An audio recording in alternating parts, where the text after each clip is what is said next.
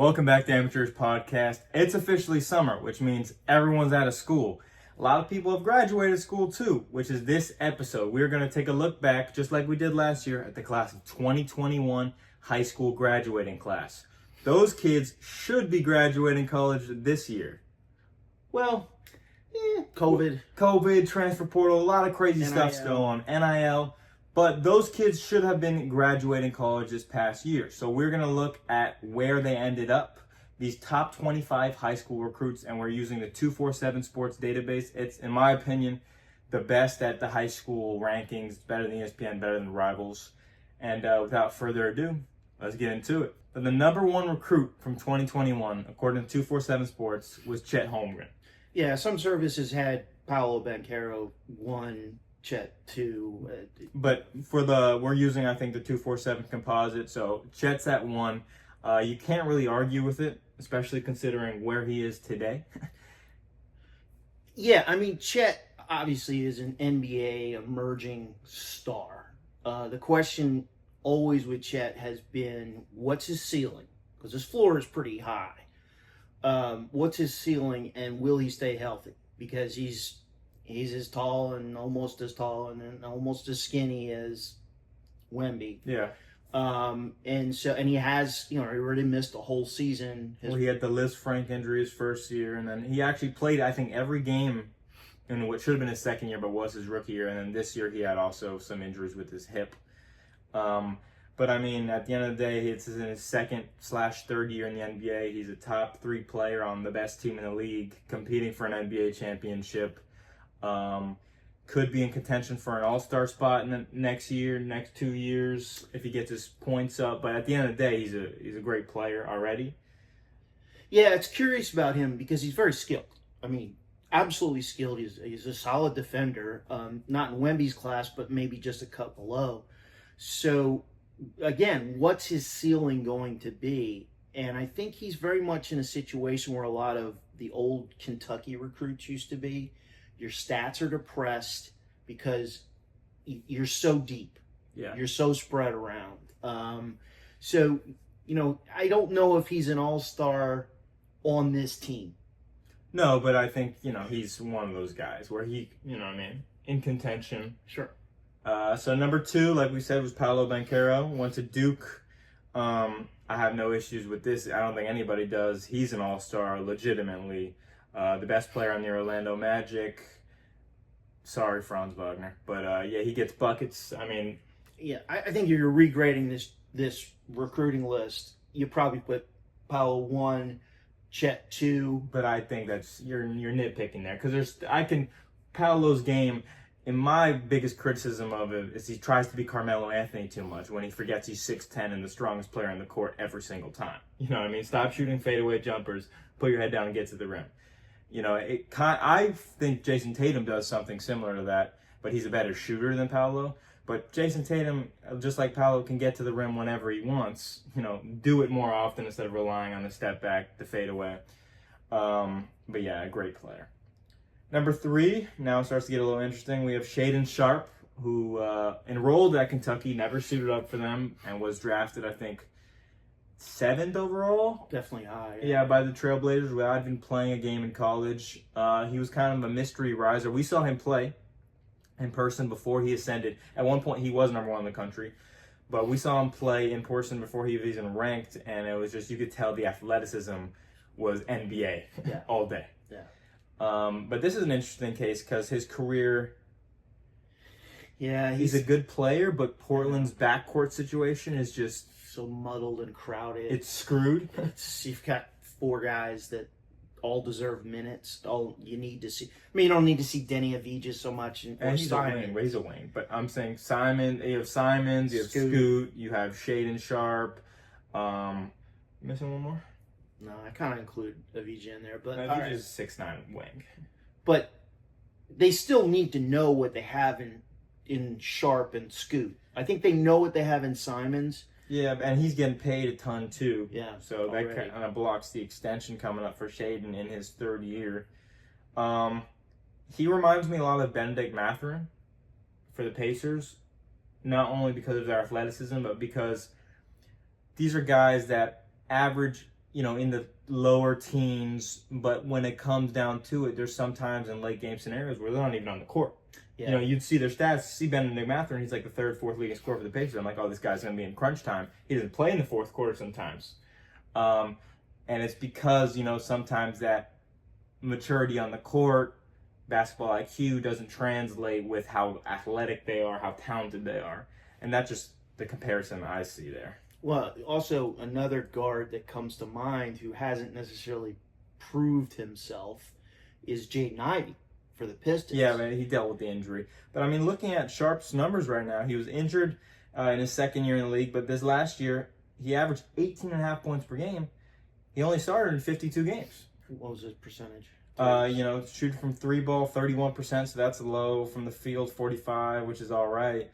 But, that's kind of an inefficient 19 right there. But I still think he can be a really good, impactful player. Yeah, I don't think the book's been written on him yet, no. But I'm not sure it's where he is. There has to be a change there. Yeah, Portland needs to figure out the direction they're going in. They have to say, these are our two guys, and we're going to trade. 100%. Trade the other one. Yeah. Number 4, we have Jaden Hardy. Kind of definitely the least impactful NBA player we have on this list. He went the G League Ignite route, which has been discontinued. We kind of have seen the failure of G League Ignite, especially with the emergence of NIL. But Ivy right now, he averaged Jaden Hardy, averaged 8.5 points per game, around 16 minutes a game for the Mavs. There's an obvious roadblock at the guard position his whole career. I don't think Brunson was there when he got drafted, but Luka and Kyrie, of course. But this is a guy that, he's a scorer. We've seen that in high school. He's pulling up from the logo, dropped 40 for Coronado High in Vegas. We saw it on the ESPNU. And, just sometimes the league, you don't need scorers in the league. Everyone can score in the league. You got to find your niche, your role. So I think that's been a struggle for him. But he is in the league. He is in the league, and he's playing. Yeah. The Mavs could be good next year, with Cooper Flag soon to be drafted there, the health of Kyrie pending, AD pending. But definitely not a star by any means. No. If we're regrading this, he's not fourth. No. Number 5, Jalen Duren for the Pistons, went to Montverde, and then he went to Memphis, of course. He's a beast. I love his fit with the Pistons. I love how he plays. He has a super high motor, rebounds the hell out of the ball, dunks everything, super strong. This guy was a man-child in high school, and he kind of still is a man-child in the NBA. He's super strong. Yeah, again, another high-floor guy. You know what you're going to get with him. I don't think his ceiling is very high. I don't think he's going to be, a centerpiece. But will he start on a decent team? Maybe. Yeah. I agree with you. I don't think his skill level holds him back with his ceiling. But, this past season he averaged 12 and 10 on a good team. Yeah. And he's their physicality. He fits what they need. 1 block a game. And he's very efficient from the field. He shot 69%. He knows what he does. He dunks the ball. Yeah. He's a rim runner. He's a little smaller than ideal height, but it doesn't matter. He's so solid. I'm a fan of his game, and I think he'll be a good pro for a long time. Next up, we have the most interesting prospect in this class, Emoni Bates. Someone who was number 1 from 8th, 7th grade all the way until he wasn't. Cover of Sports Illustrated. Cover of Sports Illustrated at 15 years old. His dad founded the prep school for 1 year for him to play at. He played on his dad's EYBL team. Then he went to Memphis, didn't work out so great there. Then he went to Eastern Michigan and balled out, averaged close to 20 points a game. Was a second-round pick, though, because questions about the efficiency, his weight, the level of competition he was doing it against. And now he's in the Cavs G League. Yeah, very much poor man's Michael Beasley. I can definitely see that comparison there, except Bees in college was a freaking monster. He was a beast, but... Yeah. Their games aren't dissimilar. Bucket getters, and that's it. Yeah. And like you said before, the NBA has enough bucket getters. And especially at his weight, 247, I'm looking at, has him listed 6'8", 200. He is not 200 pounds right now. I think he put on like 15 pounds this past season to get to like 190 at 6'8". He's rail thin. And I mean, he's balling for the Cavs G League, but it's the G League. Definitely one of the most hyped up prospects that unfortunately has not lived up to the hype at whatsoever. No. And again, if you're regrading, he's maybe in the bottom of the top 25. Yeah, I mean, he's in the league. He's in the G League. Yeah. Next up, we have Jabari Smith for the Rockets. Went to Auburn. Good pro, decent pro. Was drafted 3rd overall out of Auburn. The expectations were high, but I think they were too high looking back on his tape. The handle was never really there. He was more of a spot-up shooter, good defender, 3-and-D. Yeah, I mean, he's not an athlete. Yeah, he's not overly athletic. He's got size. He's about 6'10". Yeah. But again, if you're regrading this draft, he's probably 3rd, maybe 4th. No, I think lower than that. I mean, there's a couple guys we'll get to. But, I mean, he's a solid pro. He averaged 12 points a game, 7 rebounds for the Rockets, who had a really good year this year, 2nd seed in the West. Seed, I mean. He started for them. What do you shoot from 3? From 3 ball, he shot 35%. League so average. It's all right. For his size, it's pretty solid. Yeah. But nothing insane. And I think the ceiling is not super high. We know his floor. He's going to be a solid NBA player, but I don't think there's all-star potential there. Yeah, you do hear his name as not being untouchable. There's really only 1-2 guys in Houston that's untouchable right now, and one's the Thompson twin. And So yeah, and I think they view him as expendable, especially if it was a Kevin Durant. Yeah, I would not be surprised if he's not on the Rockets in the next 2 years. Yeah, no.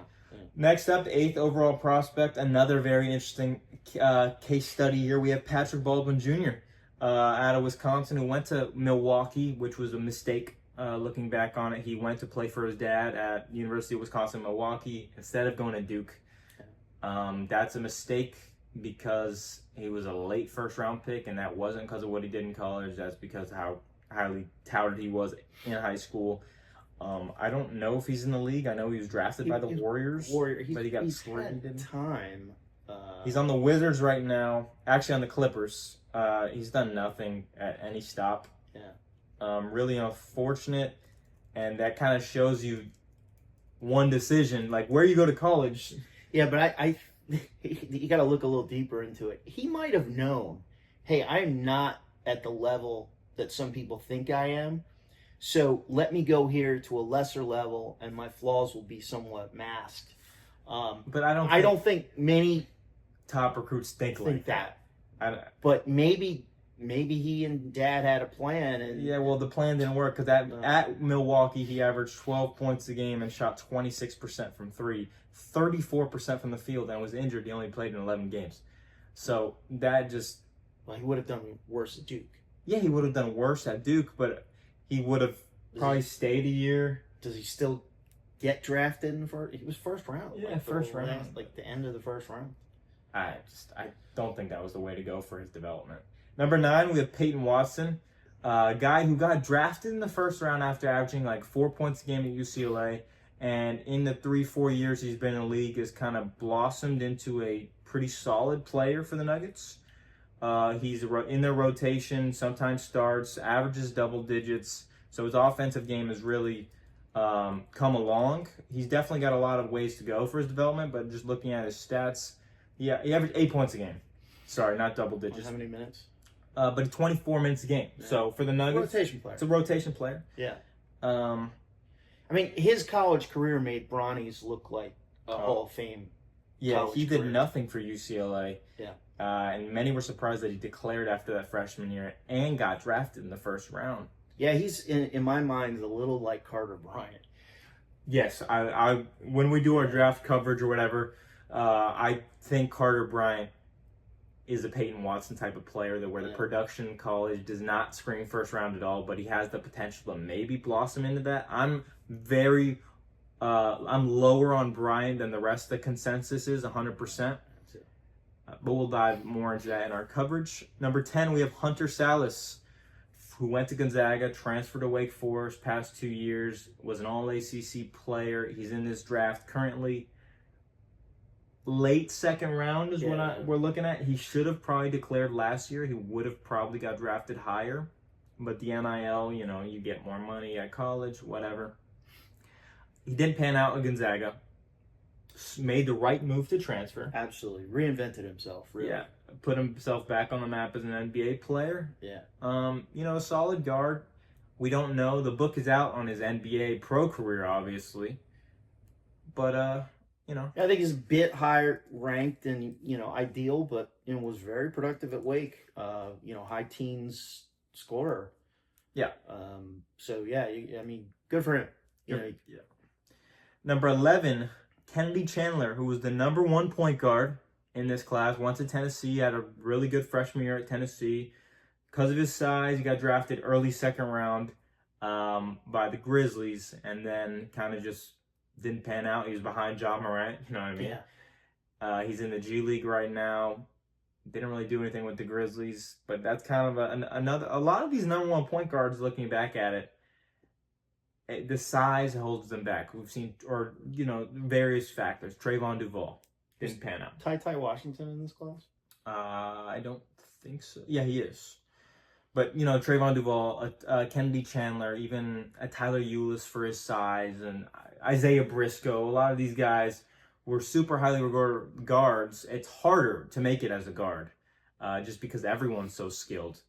It's different when you're 6'8" and you have that to fall back on. If you're a smaller point guard and you don't have a truly elite skill, and you're not necessarily an elite athlete, obviously he's an elite athlete, yes, but he's not De'Aaron Fox.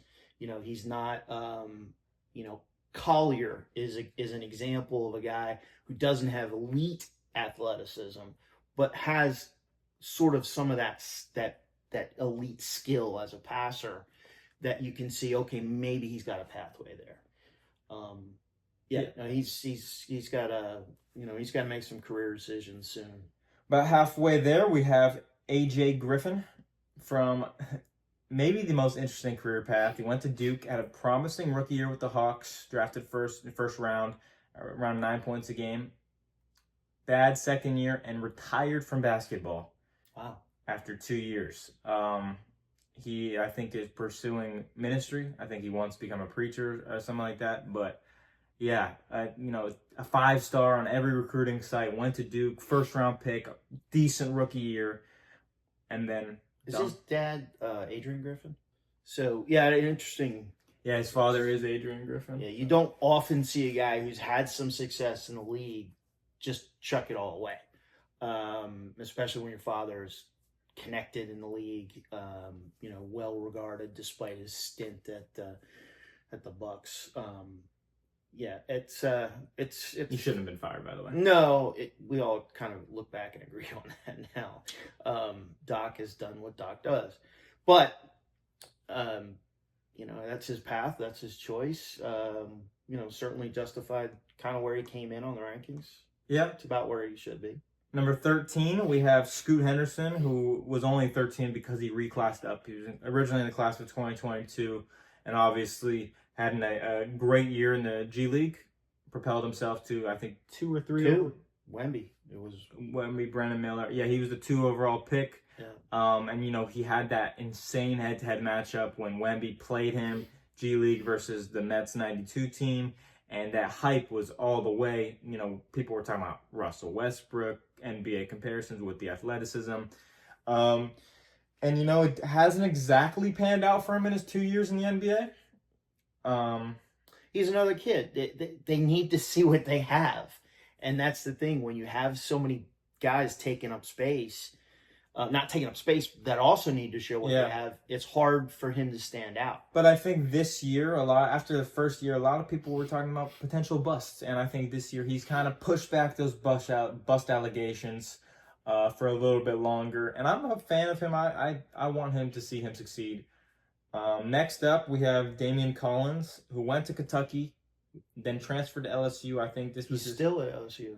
I think this was his senior year. Maybe no, he may have listed as a eligibility. junior because he only played 6 games at Kentucky as a freshman. 2 years ago. 2 years ago. Yeah, I mean, he hasn't actually. Wait a minute. He has transferred to the University of South Florida. Oh, that's right. Yeah. A kid who really hasn't. Yeah, he did nothing his first 2 years at Kentucky, nothing his first year at LSU. This past year, 8 points a game.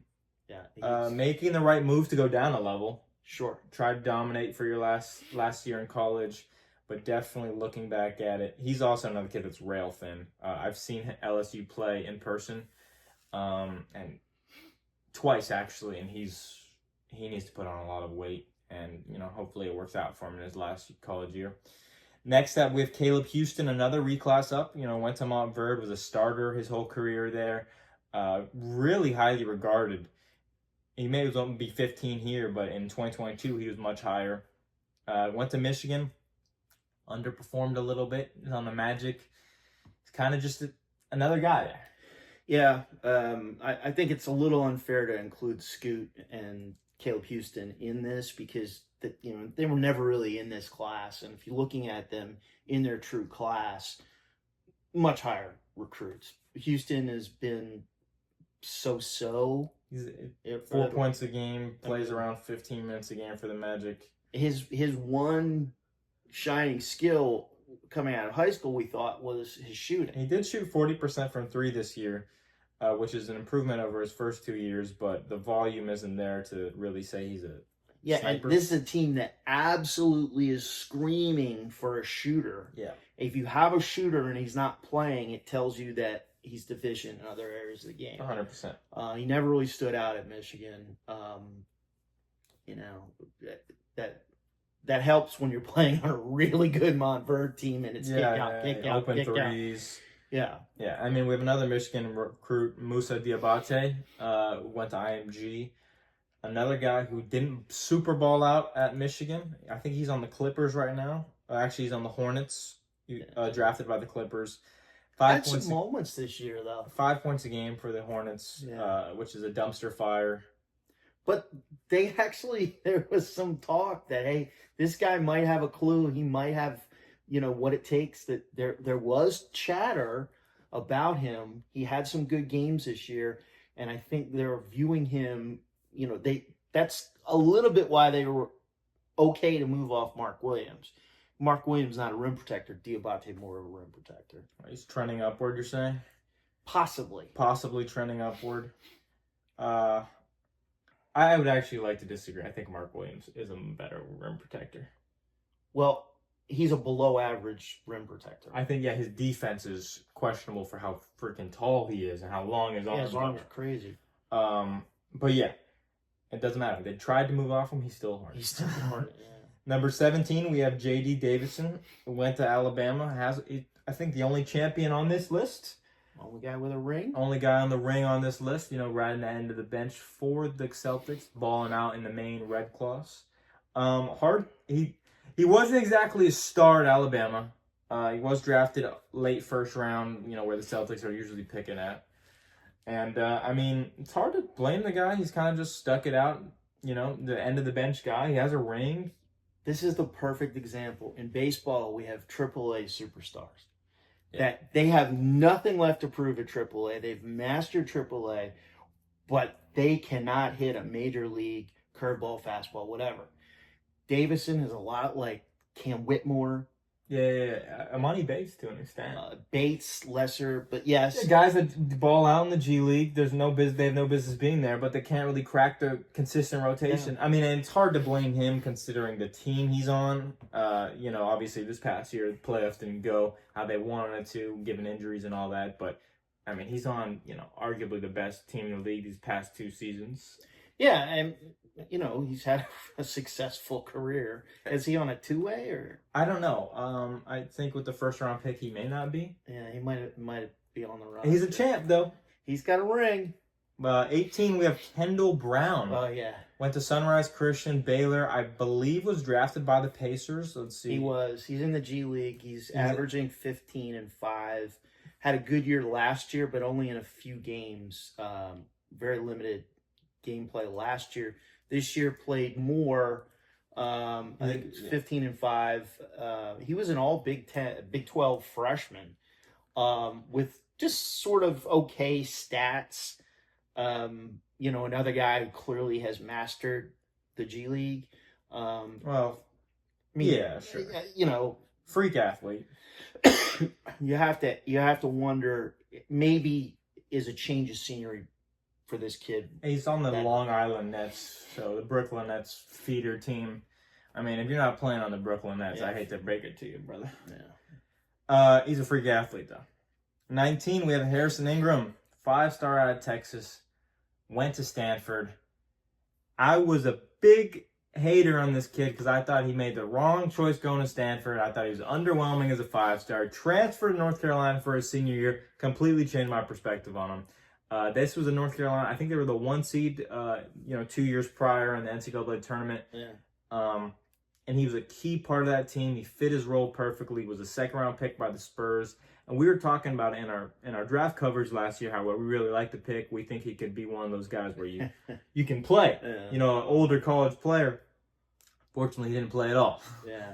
And that's kind of how it is with those second-round picks. You're like, oh, this team hit on this one. They hit on this one. Really, only 4 guys are going to actually play. Yeah. But, he got to the league, changed his status as a college player. He's a heady player, does what you need to do. He does a glue guy. Kind of reminds me a little of Matthew Cleveland for Miami and Florida State. Maybe not quite as good a scorer, but a better rebounder. I just don't see a pathway to the NBA for him, but I see he's going to make money playing basketball for the next, however long he wants. Yep, 20, we have Ty Washington. Originally committed to Creighton until McDermott said some racially charged things. Went to Kentucky. He was another Kentucky guard draft pick. Hasn't exactly panned out in the league. He was on the Rockets. I think currently he's on the Suns. Oh, I was going to say the Spurs. He actually had a stop in Milwaukee too. Hasn't done anything at any of the stops, unfortunately. Was a first-round pick though. Yeah, another small guard. The talk coming out of high school was it Chandler or Ty Washington. They were rivals, and they've both had very similar career paths. He's unfortunately an undersized guard who is not especially elite in any one area. Yeah, his uncle is actually True Washington, who transferred from New Mexico to the Miami Hurricanes. And we'll see if he has an NBA career ahead of him. That's a stretch. Next player we have, I'd like to talk about this guy. 21, we have Michael Foster. Was a 5-star most of his high school career. Has played 1 career NBA game. He went to the G League Ignite. He's currently in the G League right now doing 10 points a game. I think he's playing for a team I'd never heard of, the Capital City Go-Go's? That's the Washington, D.C. affiliate. Why would you name your G League after a strip club? I mean, I can understand, like, if you're Atlanta, maybe call them Magic City, but Capital City Go? I don't know. But this is one of those guys, I think the recruiting services failed here because I could have told you the reason he is dominant at this level is not because of the skill. That's not going to translate. It's because he's a man-child. Yeah. And he's not enough of a man-child, a la Jalen Duren, for it to translate even more. Because he's 6'9", 220, which as a high schooler is massive. Yeah. It's and he's athletic. But when you looked at the tape, the skill wasn't there. And you're like, oh, he's going to the G League Ignite. He's going to be playing against grown men trying to make his NBA, get on the NBA radar. That's not the move. If you're a man-child, obviously G League Ignite doesn't exist. But if you're a guy like that, he should have gone to college. Because guess what? At his size, there's a chance he could have dominated against in college. Yeah. You're not going to dominate against guys who are in and out of the NBA as grown men pros. We've seen a couple guys like that. Mark Mitchell, Dylan Mitchell. They're both. But they're uber athletic. Yeah. And well sized, but skill wise. Yeah, but they're at the college level and they're making money and they're scoring. Yeah. You wonder if Foster had a crystal ball and knew, hey, NIL is going to come in. just a year later. Yeah, too. the G League night wouldn't have ever existed. Yeah. Next up, we have 22 Max Christie, who's currently on the Mavericks after being in that blockbuster Luka trade. Went to Michigan State, had an okay freshman year there, declared. I wasn't a fan of him, but I think he's not blossomed, but he's developing as an offensive NBA player. I think there's potential for him to be a mid-teen scorer consistently after what I saw in Dallas. What you talking about, Willis? No, at Dallas, when everyone went down and he was their offense, I mean, he averaged 11 points a game in his stint in Dallas, and I think he's trending upwards. Every year he's gotten better. Last year, you might remember we did a recap of the NBA offseason, and this was one of the signings I lambasted. I thought it wasn't a signing. No, a trade. The Lakers signed Christie to a fairly sizable contract. I agree. Nothing. They did extend. They might have known a little more than I did because he's emerged as a solid defender and getting a clue about offense. He's a young kid. He's young. He's 22 years old. His fourth NBA, or going into his fourth NBA season. Yeah, so hard to say he did the wrong thing coming out. No, he's made money. He's turned into a respectable pro. I think he's a rotation pro. I'm just saying I think he has potential to keep growing with his game. Could be. Yeah. It's tough where he is, although this year he's going to get perhaps a little bit more extended run. Yeah. Next up, we have Trevor Keels. This is a guy I should have seen this coming, but I was higher on him. He went to Duke. I love the archetype of a bigger, more solidly built, don't want to say chunky, but a chunky guard, and it just hasn't really worked out with him. He's in the G League right now. He's played 3 career NBA games. What's his G League stats? His G League stats, let's get that up. Kid came out of DMV. I saw him play in high school. Yeah, went to Paul VI. He's a baller in the G League. Yeah. He averaged 21 points per game this past season with the Timberwolves team. Yeah, again, primarily a bucket getter. But that's what I'm saying. He's a la Josh Christopher. Another guy I loved coming out of high school. Bucket getter, a bigger guard. Hasn't panned out for him in the league either. AAA superstar. Both of those guys, 100%. 24. Wow, this guy is of both of us. Brandon Huntley Hatfield was at IMG most of his high school career. Went to Tennessee as a 5-star. Louisville, NC State. I don't know where he's at now. He's still in college. But this guy, if you would have seen him as a sophomore on IMG, I think they might have won the national championship this year. He started. You would have been like, dude, this guy's NBA all day. As a sophomore, he was so physically advanced. And then also, he could stroke it a little bit. There was some skill there at his size. And it just has not worked out for him. No, I'm not sure where he is now. But he did again. This is another kid who rebuilt himself after a very poor start in college. Went to Louisville, was solid there. Yeah, well, that Louisville team... It was terrible. But he parlayed that into NC State. He's out of eligibility. Unless, NCAA. He's played enough at every single stop. This senior season was at NC State where he averaged 7 points a game. He's done. Okay. He'll be a pro somewhere. Yeah. Puerto Rico. It's a great this time of year. But wait a minute. No, he has a COVID year coming. Wait a minute. After further research, Huntley Hatfield did enter the transfer portal, but I believe it's one of those pending if the NCAA did something, because he doesn't have a COVID year. But he's probably not. He's probably done college. 25, last player on the list. We have Aminu Muhammad, who went to Georgetown, only played 1 year there, had a decent year. Declared for the NBA draft, went undrafted, and is in the G League with the Delaware Bluecoats. Yeah. Underwhelming, 100%. But once we get into that top 20, the end of the top 25, borderline 5-star, 4-star on some sites, the expectations are not as high. Yeah, I was looking through the list. ESPN basically agreed with these guys. They didn't have Henderson or the other kid who classed up, but they had very high Nate Biddle, who has sort of rebuilt his career a little bit at Oregon. He was as high as 11th in the ESPN ranking. And then another kid who played, it seemed everywhere, Efton Reed. Another kid like Brandon Huntley Hatfield, who gave you sort of a mini double-double, if you would.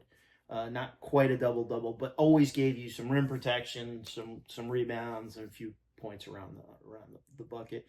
Other guys in this class were Nemhart is in that class. He's going to come close to setting Ryan Nemhard. Yeah, he's going to come close to setting the all-time record for. I mean, there's pros in here. Brandon Pods. I just passed Jeremy Sochan. You know, but there's no one insane that, you know. Well, if you look at it though, Devin Carter, Podzimski, Carter, and Sochan, all very productive, ranked way lower. Yeah. Devin Carter is a kid, we don't know what his NBA future is. He was hurt with his shoulder, but was a first-round pick. You know, a lottery pick. Yeah, Podzemski, was he just outside? First-round pick. First-round pick, and obviously Sochan was a lottery pick. So guys who have already contributed to winning programs. So interesting stuff. And it's always fun to do these types of videos, you know, in hindsight, it's of course 2020. Yeah. Or in this case, 2021. You know, we got these recruiting guys. We gave them a lot of crap, and they do have a hard job. You know, it's hard to project how these guys will translate. And some of these were on the money, spot on. You know, some of these you could have seen this come. But it's always fun to look back at how these kids' careers pan out, and if they're still in college and still grinding for the NBA, you know, we wish them all the best. But it's easy to get the Wemby's right. It's a lot harder to get the 25 overall. The Podzemskis. Yeah. Once you get later in that, it's more depending on the ranking site. Yeah. But I mean, they did an okay job, I think, here. And that's all I got. You got anything to say to people? So we'll see you on the next episode. Peace.